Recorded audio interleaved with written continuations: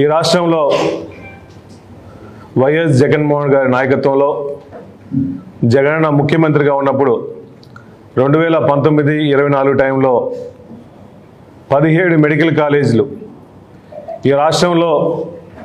బడుగు బలహీన వర్గాలందరూ పేదవాళ్ళందరికీ మెరుగైన వైద్యం, మెరుగైన ఎడ్యుకేషన్, మంచి హాస్పిటల్స్ రావాలనే ముఖ్య ఉద్దేశంతో గతంలో ఎప్పుడూ లేని విధంగా 17 మెడికల్ కాలేజీలు ఒకేసారి శాంక్షన్ చేసిన చరిత్ర ఈ రాష్ట్రంలో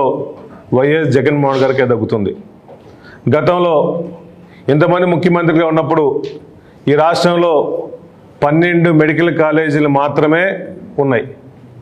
దాంట్లో చంద్రబాబు నాయుడు గారు తీసుకొచ్చిన గవర్నమెంట్ కాలేజీలు ఒకటి కూడా లేవు. కానీ మా నాయకుడు పేద ప్రజల కోసం అండగా ఉండే నాయకుడు, ఈ రాష్ట్రానికి పేదవాళ్ళకి న్యాయం చేయాలి, మెరుగైన వైద్యం కల్పించాలని చెప్పేసి జగనన్న 17 మెడికల్ కాలేజీలు శాంక్షన్ చేసి ఈ 17 మెడికల్ కాలేజీలు 5 మెడికల్ కాలేజీలు జగన్మోహన్ గారు ముఖ్యమంత్రిగా ఉన్నప్పుడే ఓపెన్ చేసుకొని మిగిలిన మెడికల్ కాలేజీలన్నీ వివిధ స్టేజ్లో కొన్ని 70%, కొన్ని 80% అట్లా మెడికల్ కాలేజీలన్నీ కంప్లీట్ అయిన స్థితిలో ఉంటే ఈ రాష్ట్రంలో చంద్రబాబు నాయుడు గారు ముఖ్యమంత్రి అయిన తర్వాత ఇన్ని మెడికల్ కాలేజీకి జగన్మోహన్ గారికి మంచి పేరు వస్తుంది, ఆ నాయకుడికి మంచి పేరు రాకూడదని చెప్పేసి కావాలని చెప్పేసి ఈ మెడికల్ కాలేజీలన్నింటిని కూడా పబ్లిక్ ప్రైవేట్ పార్ట్నర్షిప్ ద్వారా పబ్లిక్ సొమ్ములు మొత్తం, గవర్నమెంట్ ఆస్తులు మొత్తం ఈ ప్రైవేట్ వాళ్ళకి అప్పచెప్పాలని చెప్పేసి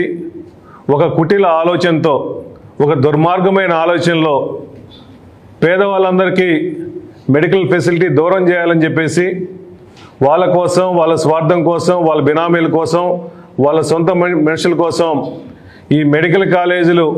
పప్పు బెల్లాల్లాగా వాళ్ళు ప్రైవేట్ వాళ్ళకి పెట్టడం నిజంగా చాలా బాధాకరంగా ఉంది. ఈ నెల 12వ తేదీ దర్శి నియోజకవర్గంలో వైఎస్ఆర్ కాంగ్రెస్ పార్టీ ఆఫీస్ నుంచి వేలాది మందిగా ప్రజలు,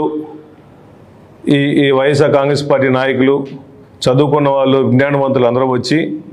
వైఎస్ఆర్ పార్టీ ఆఫీస్ నుంచి ఉదయం 10 గంటల నుంచి ర్యాలీ స్టార్ట్ అయ్యి దర్శి ఎంఆర్ ఆఫీస్ దగ్గర సెంటర్లో ఎంఆర్ ఆఫీస్కి రిప్రజెంటేషన్ చేస్తాం. కాబట్టి ప్రతి ఒక్కరూ ఈ ప్రోగ్రాం జయప్రదం చేయవలసిందిగా కూర్చున్నాము.